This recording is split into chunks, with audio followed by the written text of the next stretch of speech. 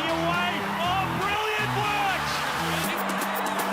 Ollie Norris scores the try for the Chiefs and the match winner. Oh, dramatic finish, never in doubt. What a day to be a Chiefs fan today. Milsey. Blues? Hey, JK, I am a Blues fan. I'm a Blues fan. I'm a Kiwi fan. 3 Kiwi teams in the top 4. Hey, better things to come. Let's get on with the show. Breakdown is brought to you by Nurofen Duralast. Available every day at Chemist Warehouse.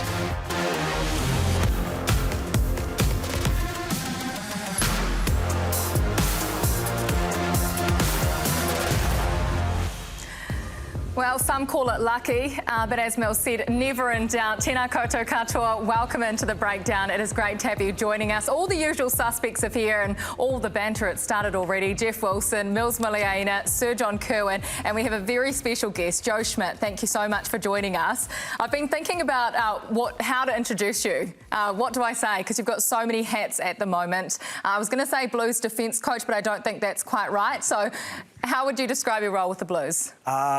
Just there to help out, really. So bit of jack of all trades, master of none, and at the same time, probably trying to help with the defence a bit more than anything else.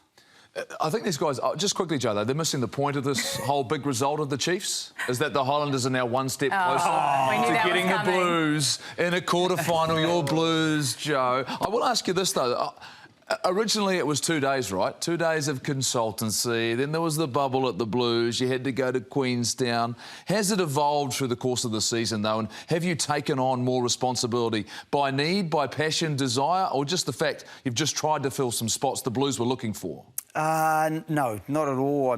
I'm still just dabbling away. There's been a few COVID interruptions. We had a few of the staff with COVID, so I got to mix my role up a little bit. But no, I've just really enjoyed it, just being back out on the grass. So when I get the chance to get back out on the grass, I do it. And maybe once or twice. It's been more than twice a week.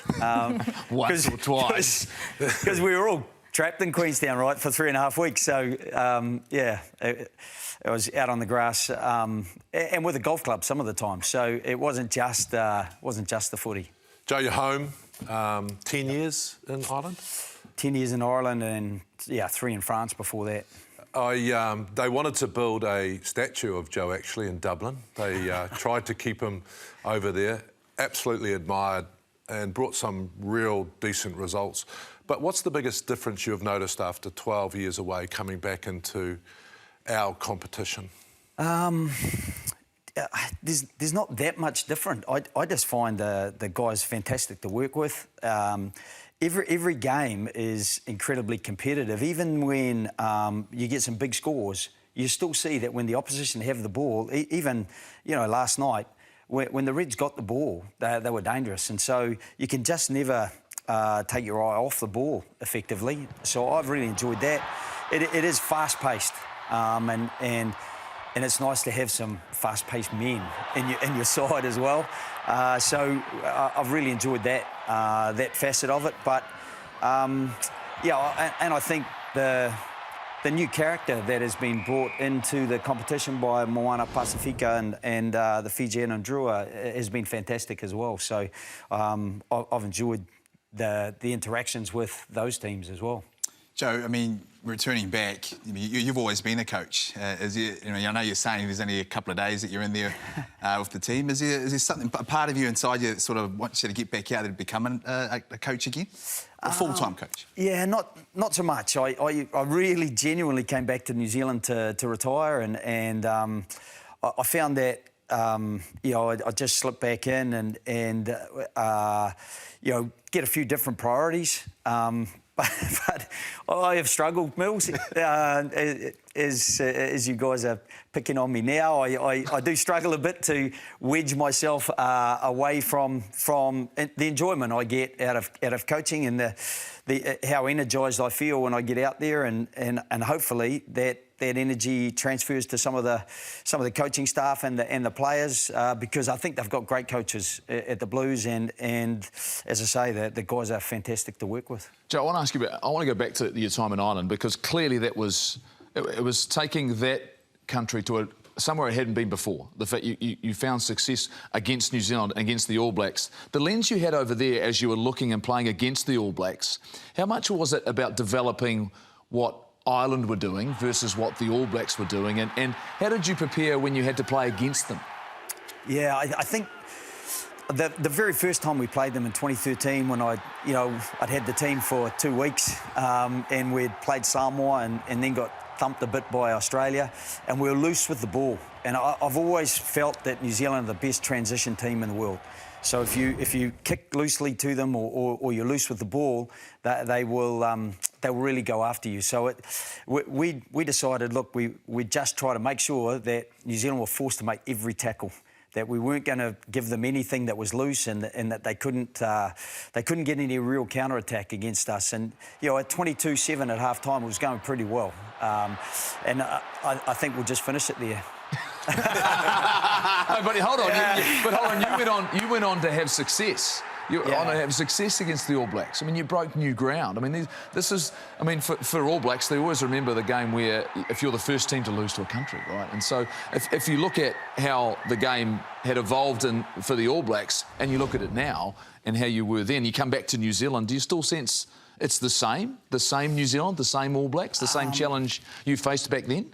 Yeah, I think, again, you look at who was available for the All Blacks. I still think they're a really dangerous transition team if they get loose ball or loose opportunity. That would worry me if I was coaching against them. Whereas, we had really good success against South Africa during the time that I was with Ireland and the Wallabies. I think we probably won 5 out of 7 against the Wallabies, and They were a team where you could suffocate them a little bit, and as long as you could win the battle in the air against Israel Folau and try to contain the likes of Kurtley Beale, then you could get your own game going. And we had a fantastic series there and some great games in Dublin. So it was really looking with a really broad lens around the world at who you were playing. And it was really exciting, and that's why I was saying to Mills, I was ready to finish up. I'd had this really exciting kind of journey that I never planned to have. I'm just a school teacher, and it's been a privilege to get around the world and enjoy working with these elite teams. Joe, I've noticed a transition of especially French front five and the Irish front five. Once upon a time, we'd probably not see them as ball players. But the whole team's evolved from an attacking point of view. Where does that come from? Is that what's happening behind the scenes at the franchises?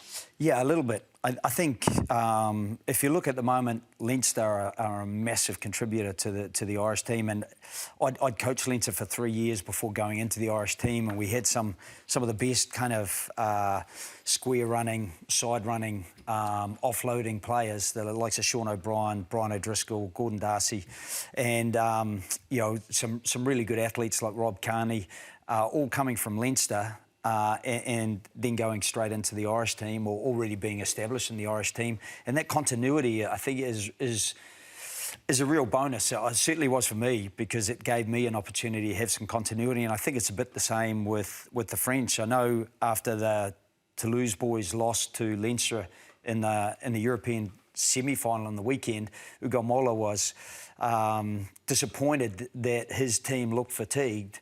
But he said the top 14 is an endurance test. There are so many games, and on top of that, I think he's got 12 of the French team in the Toulouse team. So having those 12 guys fronting up through the Six Nations, doing a super job, winning that with the Grand Slam, the first one in a dozen years, you're going to get a bit of physical fatigue, but also they're really human, these elite athletes, and you get that emotional ebb and flow, and they're ebbing a little bit to lose. They look a little bit tired, whereas the the Leinster boys probably don't play as often.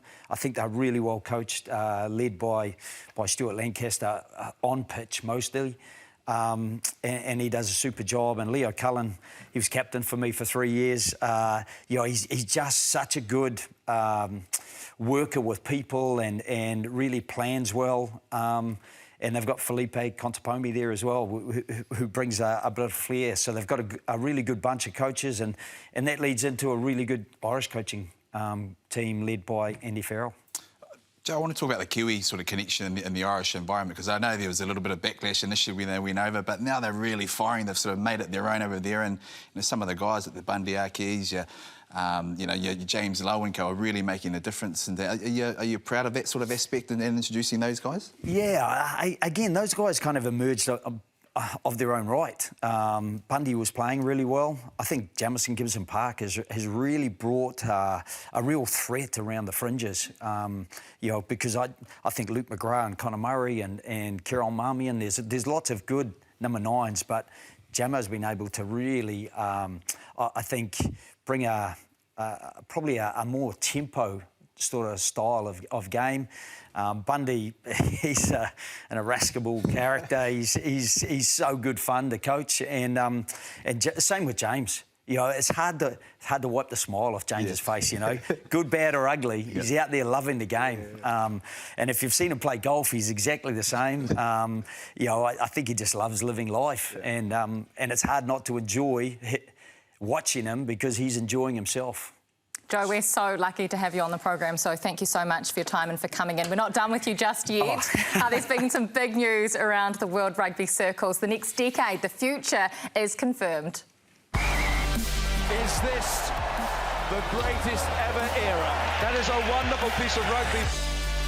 The power, the precision. Emily Scant is going to go all the way. One of the very best in history. It's absolutely unbelievable. The Trafford has gone mad. Here we go! Come on, the ultimate prize at stake. We did it, Joe. We did it. We are hosting the Rugby World Cup.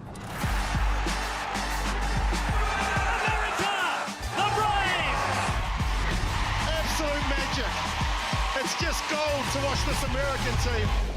America, baby. Let's go. Oh, it is an absolute ripper from the USA. And the USA will finish with a smile on their face. 2031 and 2033. Rugby's here. Incredible. Let's get the party started. Yes, it is going to be a golden decade. The future is set. Fantastic for Australian rugby and for the US as well, the golden nugget that is yet to be tapped into. But, Joe, Ireland, they were the preferred bid for next year's Rugby World Cup. How good would that have been? Yeah, that would have been great because I think the whole country, a little bit like it was in 2011 here, I think the whole country would have embraced it. Similar sort of populations, and it would have been fantastic for the growth of the game in Ireland. It has grown. Certainly in the time that I was there through the 10 years, the interest in the game is fantastic, and you never go to the Aviva that it's not pretty much sold out, and there's always a great atmosphere. So I think that's a missed opportunity. At the same time, I'm sure people will love the French experience. I was coaching in France last time it was on in 2007, and it was a great tournament. Mostly. It kind of wasn't quite so good living in France when France got through to that semi-final, but I think at the same time... Joe being a Kiwi... I know I copped a fair bit, but you just got to wear that. I'm just hoping that doesn't turn out that way this time. Goldie, you weren't convinced about America. Did you say, who said South Africa's not going to get it for 21 years or something? No, I'm not 100% convinced. But there's a lot of things I would look at the moment. I talk about the global game, and I'm interested, Joe, because there's all this talk always about the fact how close the teams are, how the sides are getting closer and closer. Do you think that is genuinely the situation right now? As we get to Rugby World Cups, it appears as though teams are timing their runs a little bit better. They're getting themselves prepared that little bit better and looking at it going, you know what, how do we find the right group of players to prepare themselves, which could be 2 years in the future. But it seems as though the strength of the Six Nations, the teams that are evolving, the ones that have performed at the previous Rugby World Cup, wherever it might be, whether it's in Australia, teams are preparing to play better away from home. Yeah, I think one of the key things about the Rugby World Cup is how fickle it can be. You get a couple of injuries, or a couple of guys aren't available, and things can change very quickly. And I think what we saw in the last Rugby World Cup, even in the playoff period, the kind of South Africans took the quiet route through the playoff rounds. Unfortunately, the All Blacks got much better of us. Then, everyone expected that to be the springboard to carry them through, but you get up emotionally, and then if you're just on, because the margins are so fine, you're just on a slight downer. England got up over the top of them and probably deserved to win that one. And then, England, that wasn't quite the springboard because South Africa got up for the following one, and it just didn't look like the same All Black team, the same England team, and that's how fickle the World Cup can be. And timing your run, it is very complicated in timing your run, and even getting the right lead-in games. How many games do you have with the risk-reward? Get some rhythm, get a couple of injuries. So you're always trying to best equate what's going to best work for your group, and you're always trying to build strength and depth. And I think one of the things with the Irish coming here in July is that they're going to look to build some strength and depth. They want to be hugely competitive. It's the only country in the world where they haven't won on, opposition soil, so that they'll come loaded, but they'll also come with a view to having a slightly wider squad and building toward, next year in France. Is that sudden death competition format just so new as well? Because you don't do it in any other tournament, do you? No, you don't. Certainly not in the Six Nations. And I love the Six Nations. It's just one round robin, and it's winner take all. And it's a bit like that in the Rugby Championship as well. So, but it's one of the things that people love about it, because on the day, we actually went into the last Rugby World Cup ranked #1, and people thought that was fantastic, but where you're ranked is so irrelevant when the ball gets kicked off. You could tell all the opposition running at you, hey, you can't knock us over. We were one, but we were one step behind most of the day against the All Blacks in the quarterfinal. So it's whoever performs better on the day that gets through, and that's one of the allures of knockout rugby. We've got some knockout stages coming up in Super, where everything goes back to scratch. As Highlanders, that's what he's banking on. I'm coming in. We're sneaking in. Just getting back to your question and discussion we had before. I really agree with the World Cup going to America. But do you ever think it'll come back to New Zealand, Mills? It's hard. I mean, great as it was, with the atmosphere and things like that, I just don't think we've got the capability to be able to host big stadiums. We've got one major one. I mean, that's probably got a big factor in terms of the revenue that we generate. In terms of the support, absolutely. But I think in terms of having scale of economy, right? It's the scale of economy. Exactly, and that's obviously why the likes of Australia, I mean, they can provide that sort of. And I suppose the one other sort of country that you might think about is also South Africa, because they've missed out as well. I mean, what's your thoughts on that, Joe, in terms of them returning to having a Rugby World Cup?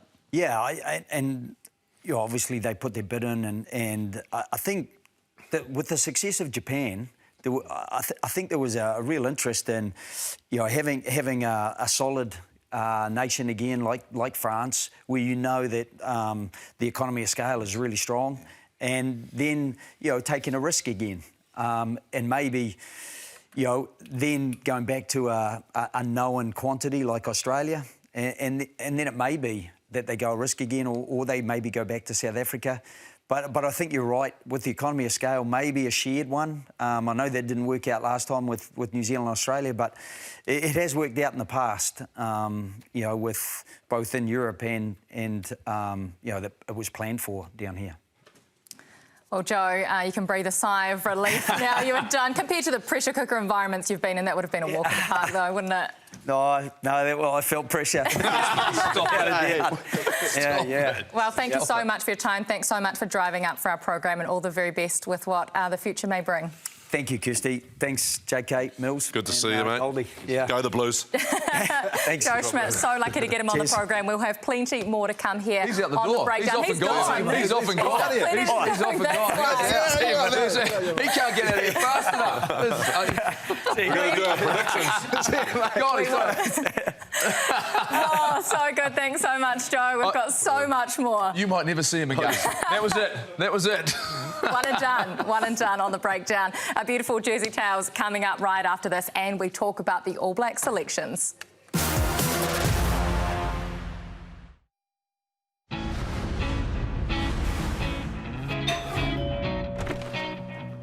G'day guys, well I guess it's my turn for some Jersey Tales. My story a wee bit different, but follow me anyway. All right, well I've got plenty of accreditation, so we'll just have a look and be hidden away here in the cupboard. Oh, here we go, there we go. And there's plenty of them, I can tell you, dating back, some of them back 45 years or so. 1976 Olympics, pretty embarrassing shot that one. 78 Commonwealth Games. Actually, I've improved a bit in 2 years, haven't I? I really want to talk about it. I couldn't find the accreditation for 1996 in South Africa, but that really is the standout test match for me. The one in Pretoria, where the All Blacks became the first All Black team to win a series in South Africa. And we won the first test in Durban, okay, and then we came to Pretoria, and I think the feeling amongst the All Blacks and amongst the media and everybody who was there was that we had to win in Pretoria, because if we'd left it to Johannesburg, it was just going to be too hard. And we all know how that test match unfolded. It was just incredible. We all remember the nuns who were in the crowd as part of the All Black supporters group, and it was just a fantastic atmosphere. It was just a phenomenal game, and it was such a privilege to be there when history was finally created. Well, I actually learned a very valuable lesson that day, because I thought if history is going to be created here, I'm going to write it down, and so that I can just read this thing when the final whistle blows. And I did. I read it out. The first All Black team toured here in 1928, and since then 4 other sides have tried to break the hoodoo and failed, but today Sean Fitzpatrick, John Hart and the All Black team have created rugby history. New Zealand has at last won a test series in South Africa. And when I look back on it, it just sounds so contrived. So I've never done it since, never done it since. I've always just relied on the moment to carry it. After all, we're talking television here. I could have shouted out the word history and then just left it. But I had this contrived thing which I read out, and it sounded awful. I think it sounded awful anyway. So I learned a very valuable lesson that day, actually. Handed away by Umaga, they're shifting it smartly. Now Lomu's in the clear. 1-on-1. Regan comes across, he's got support. Alatini, fantastic. What a game, what a game. They still talk about it, I'm sure. It was a huge crowd out at the Olympic Stadium. We scored 3 tries, I think, in the first 7 or 8 minutes. I think Tana got one, Peter Alatini got one, and I think Christian Cullen might have got one. And we shot out to 24-0. And you look at the clock and it's only about 10 minutes gone. You're thinking, where will this end? But it was a pretty good Australian team, let's be honest. You know, they got it back to 24-all by half-time. And we finally got home with that overhead pass by Tane Randall. The moment it went to Jonah, I thought, this is a dead set try. It can't be anything else. Can he make it? You betcha! You betcha! Jonah's in! And it was just a great occasion. Well, I've been involved in a lot of World Cups, starting in 1987, obviously, the inaugural one in New Zealand, 91 in the UK, 95 in South Africa. And then there was a bit of a gap because we didn't have the rights for it. So then we picked it up in 2011. That's me in 2011, blimey. And of course, that was a memorable tournament because it was here. It was the first time in 24 years. And we hadn't won the damn thing since '87. And I think when I reflect now on what it was like to call the final and when the final whistle blew, it was just relief. And I think you talk to any All Blacks from that team, they'll tell you exactly the same thing. It was just purely relief. I didn't find it emotional. I don't get terribly emotional about a lot of things when it comes to rugby, because it's a game that's won or lost on the day. Probably more emotional was '95 in South Africa when we had the best team, but South Africa played better on the day. And I think the emotion of being in South Africa and seeing the Springboks win, that actually made me feel a bit more emotional because they were such great winners. Now, there are great winners and there are bad winners, but the South Africans were great winners. You know, they didn't gloat and all the rest of it. I thought they were fantastic, actually. So 2015 was a different kettle of fish altogether. We had an outstanding All Black team, there's no doubt about that, but the biggest highlight, I think, of course, was the winning try, and Justine Marshall spotted it probably slightly before I did. Bowden Barrett's got a heap of pace. Go Bowden! That's on, damn it! That's the World Cup! I thought he was going to push me out of the commentary box. He got so excited about it all. But, you know, look, he's a former All Black. He's played in World Cups, and it means a lot to those guys. I was chuffed that in 2015 we were able to win, beat Australia, and do it at Twickenham. All those things were just fantastic. I remember in Dublin when Ryan Crotty scored that try and Aaron Cruden converted it. And at that point, Ireland hadn't beaten us. And we thought it was going to happen that day. It should have happened that day if Johnny Sexton had kicked the penalty. Aaron Smith scoops it away to Cruden. Here's Coles. What a pass! What a pass! Ryan Crotty scores! Oh my goodness! When Crotty scored, honestly, Justin shoved me so hard, I was lucky I stayed in the commentary booth. You know, he was that excited about it. But that's good. That's what we want, a bit of passion. So there we are, guys. There are my jersey tails. I guess they're not really jersey tails, are they? Accreditation tails. And it's been real fun. Wow, we've had some great jersey tales so far, but that is my absolute favourite. He's an absolute legend. Great to be able to hear Grant Nisbet's memories, but you've got memories associated what he's just spoken about. Yeah, so I was doing commentary for the 2011 World Cup for Italian Sky in Italian, and I always remember the last 20 minutes, Mills. At one stage, you know how you press the button so no one can hear? and Francesco Penantozzi, my good mate, goes, "Tu devo parlare, tu devo parlare." And I went, "What?" He said, "You've got to speak. You haven't spoken for 5 minutes." So I was just in shock because I didn't know what to say. The whole crowd was in shock, and I'll never forget that as long as I live because I wasn't doing my job. I was like a fan, just scared, holding my breath. I was in another commentary box, not working for another network, and did exactly the same thing for the last 5 minutes. Didn't say a word. Didn't say a word. Remarkable. I was fortunate enough to be there in 2015 as well, and I wasn't commentating at the time, wasn't downside, and I was just at the ground, and it was something fantastic. It really, really was special. And to see that group, that team, to perform like that, because there was no doubt they were the best team and they went out and showed it. It was a remarkable performance. How great was his accreditation? Yeah, I think, man, I've got it. About 3 accreditations here. I could sort of stack up and You can't even find you one for the weekend, Mills. You ask me for the name. Come on, Kirsty, I can add that to the next collection. No, that was fantastic to be able to get him. So great work to our producer Jim for getting Grant Nisbet on. Now we're talking about the All Black selection dilemmas. Do we call them dilemmas? Jeff, I want to come to you first. Right. Do we have the courage to experiment? Stop! Start singing. Stop! What do you mean? Jordie Barrett at 12. Well, You've got to comment on it. Well, you've done well. You've read the sheet. Yeah, that's No, what I haven't read it says. Jordie Barrett at 12. Well done, JK. Good effort there. I haven't read the sheet at all. Trying to predict what's going on and you just read the sheet. Jordie Barrett at 12. What I'm saying is the fact that I genuinely hope going into the Super Rugby Pacific season that we have the open-mindedness to consider the form of all of the players, not just Jordie Barrett, not just Ardie Savea. We know he's playing great rugby. There are so many guys who are performing, and I hope we have the courage to look at the options available to us, and one of those is Jordie Barrett. When I sat down and put together an All Black side, thinking about who's going to play when and where, I look at it and go, you know, we have so much versatility in our team. We've got so many guys who can play multiple positions. The Hurricanes have decided it's not a bad idea to play Jordie Barrett at 12 with Josh Morby being in such great form. I look at it and I think to myself, what is it we are looking for? How is it we want to play? And how do we incorporate the talent? So for me, I look at it and Jordie Barrett is a genuine option at 12. Show up your sign that's got 18 tests to go.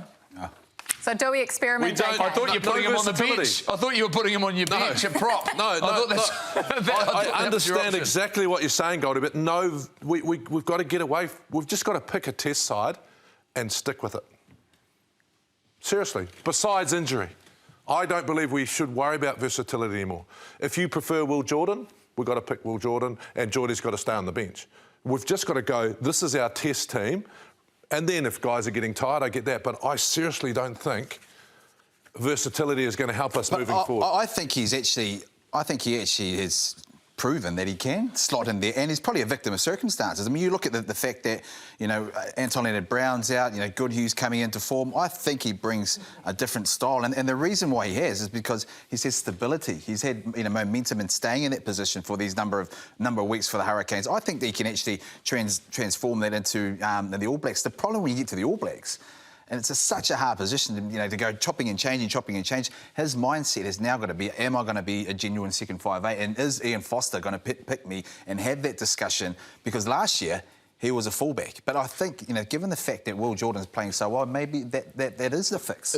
It's a highly congested spot, right, isn't it, Kirsty? The fact is you've got the likes of Roger Tuivasa-Sheck, you've got Jack Goodhue, who's coming back, David Havili, who played in that 12 jerseys so much last season. Do you want to add a Highlander in there? Thomas Umaga-Jensen, Quinn Tupaia, Thomas Umaga-Jensen, I'll say it again, because all of a sudden, if you start looking at the back-to-back performances and the skill sets, the thing that's important to me is to create from the second 5 position, and it's be able to get over the advantage line, it's be able to carry strongly. We know Jordie Barrett can do that. Thomas Umaga-Jensen can do that. Jordie Barrett's ability to offload. Last guy we had that in that position, who was 6'4", 6'5", guess what his name was? Sonny Bill Williams. This guy is a talent with the ability to offload. We've started to see it from Roger Tuivasa-Sheck. I'm just looking at it and going, are we going to have the courage to look at the form of these guys, JK, in Super Rugby? Otherwise, there's no point in them even looking. No, look, I don't disagree with you. My point is, if you put Jordie there, he's got to stay there for 10 tests, right? Because he's got to get used to it. So I reckon this is the biggest challenge that the All Black selectors have. And I'm serious about the 18 tests, because at least 10 of them, they've got to play together. So if you go Jordie, and I get that, because I think he's talented, I actually don't mind who's there, right? If you pick Roger, I think Roger Tuivasa-Sheck's a really interesting conversation, Mills, because he's going to need time in that position. So all I'm saying is, if you put Roger at 12, he's got to play all this season. So, Mills, I'm going to ask you the question. I think these are the 2 key positions about how you want to play as a team. Yeah. How your mindset is as a team, how you want to play. Do you want to play defensive-minded football? Do you want to have a strong carry and a kicking game, or do you want to be more creative? Because that's the combination I'm looking at by having Will Jordan, the most dangerous player right now in Super Rugby. He's a part of a very, very good team, but for me, Will Jordan is the guy I need with hands on the ball, space to create and run. Not just standing out in the wing. I want him getting his hands on the ball. Fullback is the best position to do it from. He doesn't stand out in the wing. I've been really impressed with him because, you know, he had an outstanding year when he went out on India tour and things like that. It's so hard to come back and bounce back and back up once again. And he's done that, you know, right from the get-go when he started that first game for the Crusaders this year.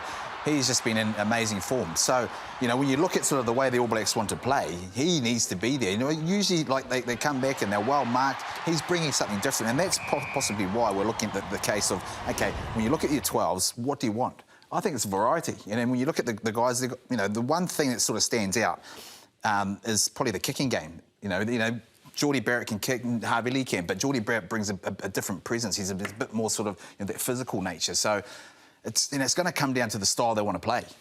You've been talking about Jordie Barrett at 12, Will Jordan at 15. Will this happen, JK? Do the All Blacks coaches and selectors have the courage, have the balls to do this year before the World Cup? Well, I think the last 2 years have been very difficult for them because they would have built their side. I think now they'll need to go, we've got to settle on a team. And that's going to be difficult because we do have so many players.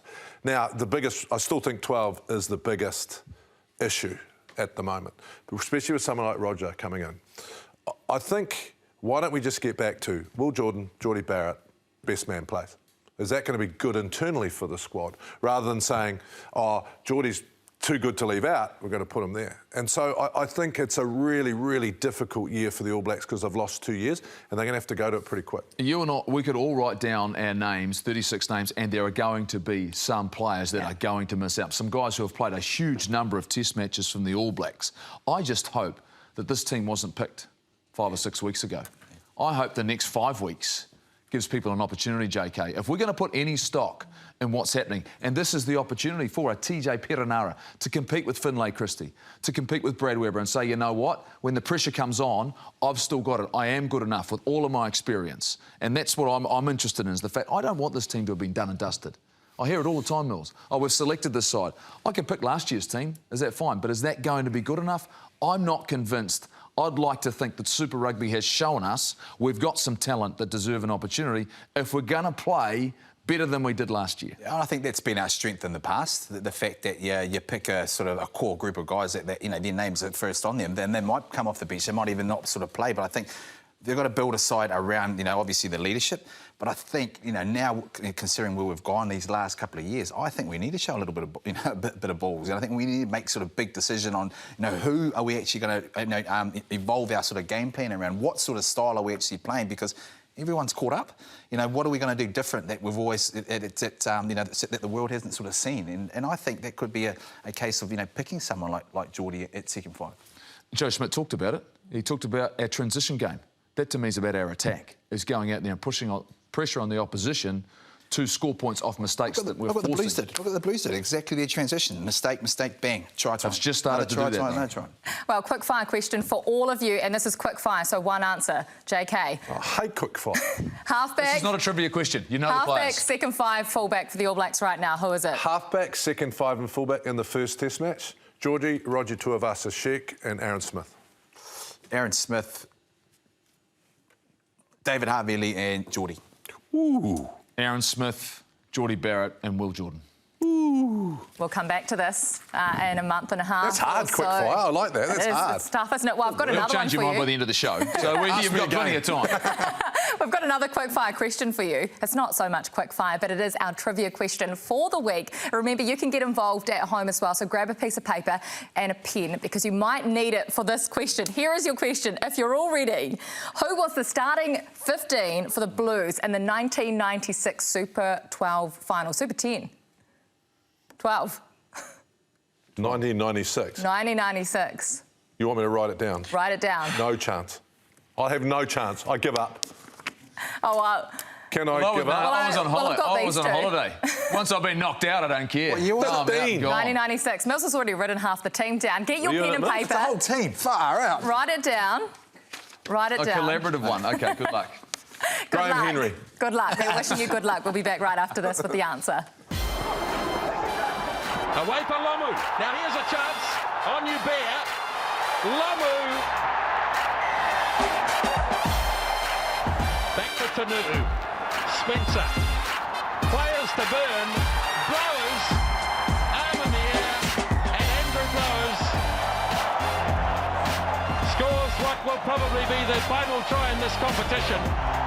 Zinzanbrook and the Auckland Blues win the initial Super 12. That is a convincing victory, 45 points to 21.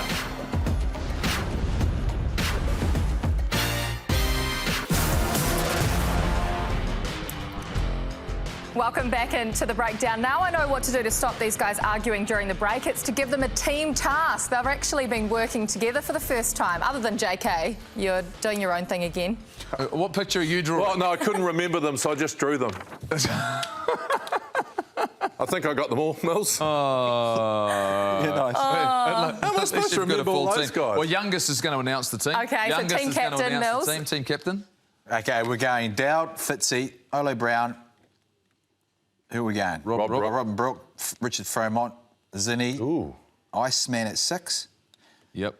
Blowers at 7. Tonu'u at 9. Carlos Spencer, Johnny Noapu, Oroni, Jonah and Cashmore. Oh, Johnny Namu. Was it Johnny Namu? Namu. No. Namu. You did pretty well.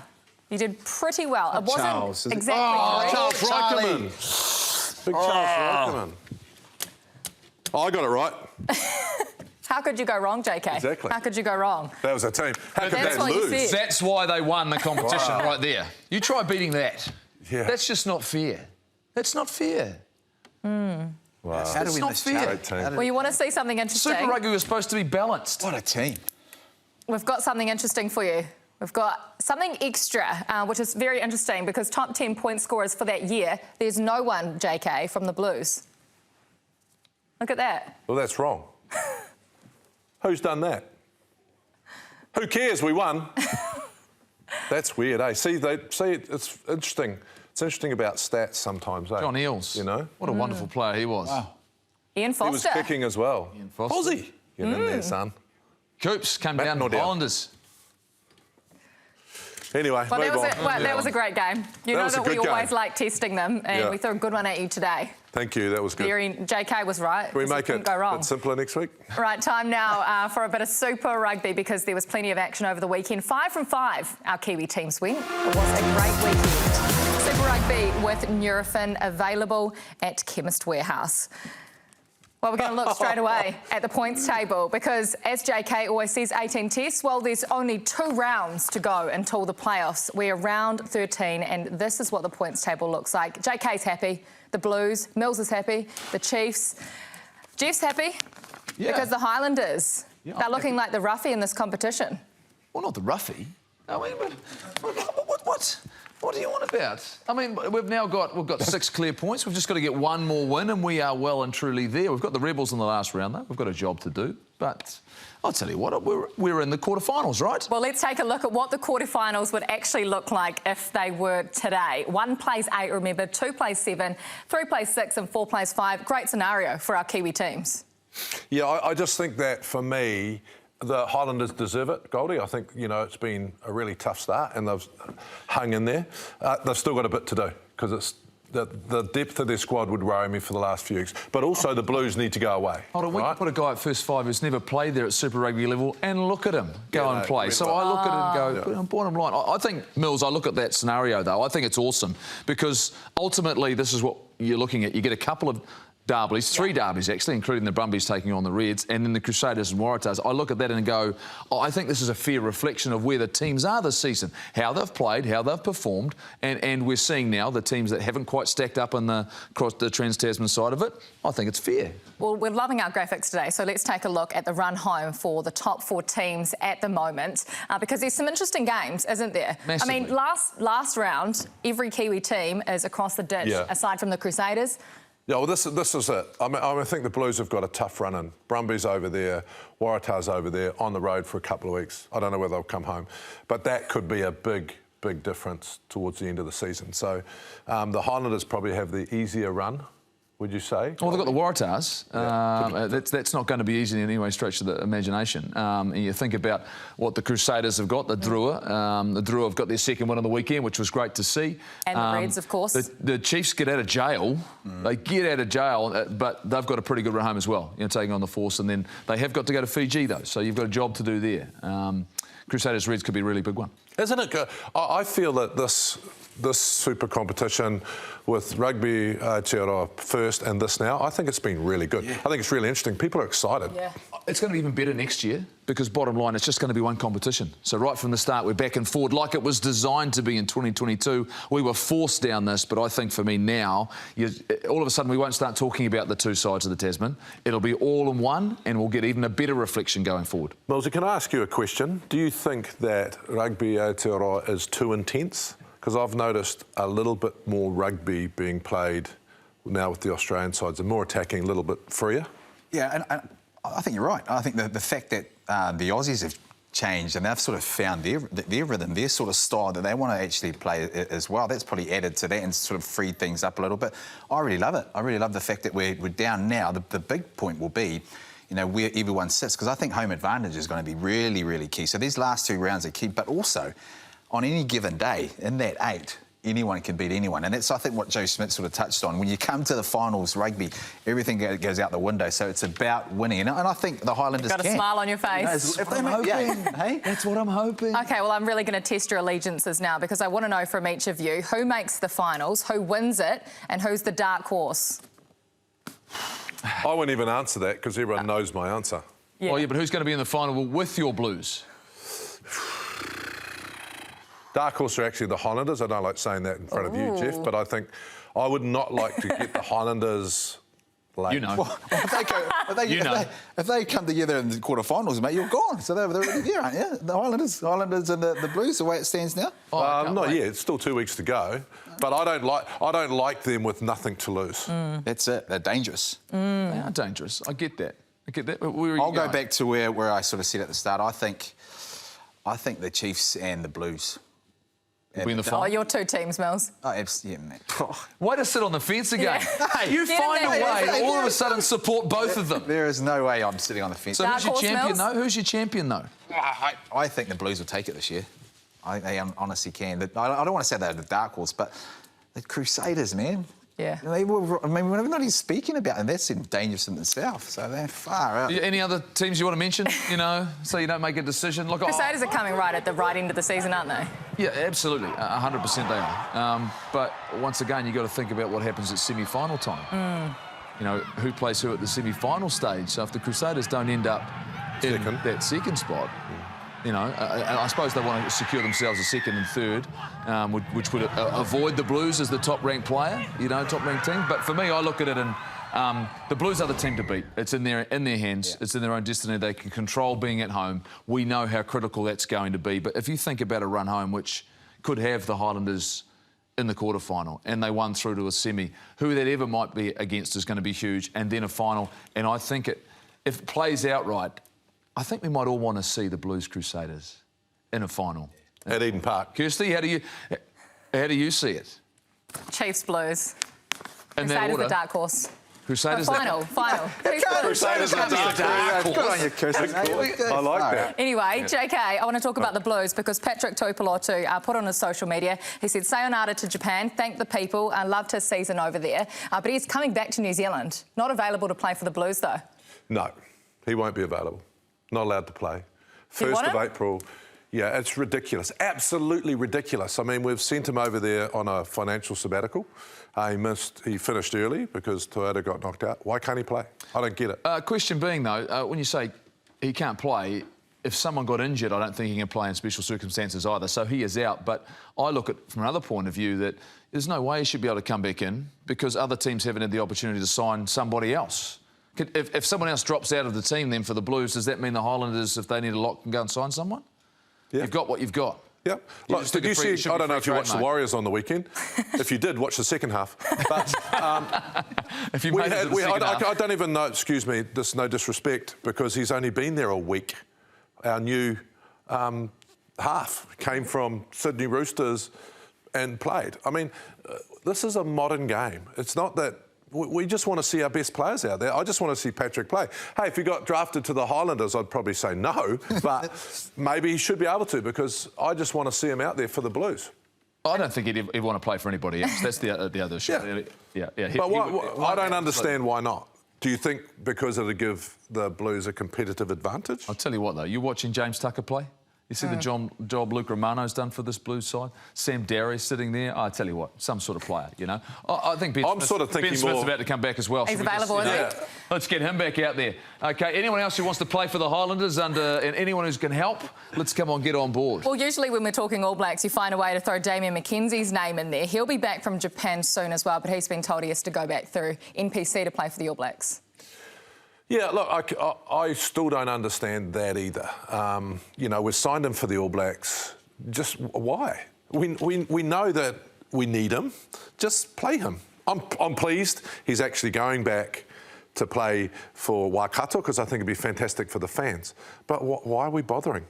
It's a professional sport. The guy's being signed by the NZR. He's back to play. He should be available. Same with Patrick Tuipulotu. I don't understand that antiquated rule. Now, if it's a unfairness thing, right, and I get that. Patrick Tuipulotu wasn't signed at the Blues start of the season. I think I remember him playing at the beginning of this season. OK, I get it. So it's unfair on the other squads. I'll live with that. But actually, just play them. JK buried the lead. He's re-signed. Right? And he's re-signed until after the Rugby World Cup. I don't get it either. I mean, if it's not like they're coming back and they're not the best and they wouldn't be selected in terms of the All Blacks or in Super Rugby. Play them. I don't get it. I don't know. I don't get it. Well, they've all stopped. That's enough then, is it? Oh, we're out. We're done. Well, Oh, look. big game coming up next week before we go. Brumbies taking on the Blues at home. JK, nervous? Yeah, it's not nice going there. Not nice going to the Brumbies. They're a good side, strong at the ruck. The Blues are going to have to be on their game to win. Well, we will be back next Sunday to dissect all of it. Round 14 coming up in Super Rugby Pacific. Great to have you joining us on the breakdown today. Great work, all of you, and also awesome to get Joe Schmidt on the program as well. So a big thank you so much, and we'll see you next week. He's halfway home. He's halfway home.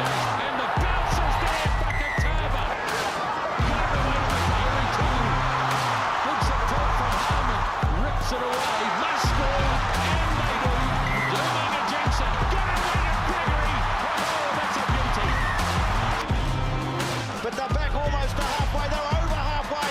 And here's Tucker storming onto it, the big one. They can't get on the ground. Now they do, just a couple of metres short. Numbers away to the left. And it's still there, and Clark's over. Bryce heaves it again. I don't believe his luck. He's come off the bench, couple of tries. Not too bad. Breakdown is brought to you by Nurofen Duralast. Available every day at Chemist Warehouse.